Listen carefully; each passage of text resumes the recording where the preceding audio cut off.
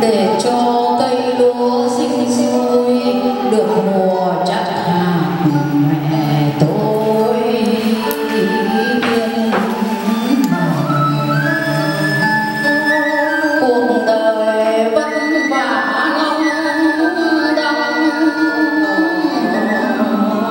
biển bận bè hơn lòng mẹ tôi.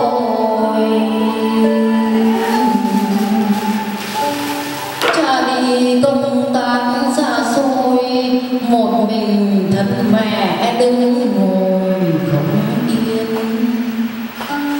Cảnh nghèo khoai độ triền miên,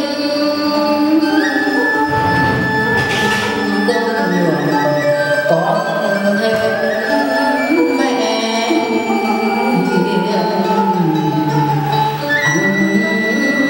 khoai.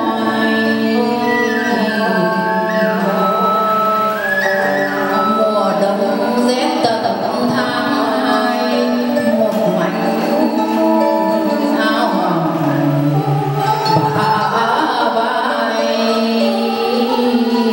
mấy lần. Bao giờ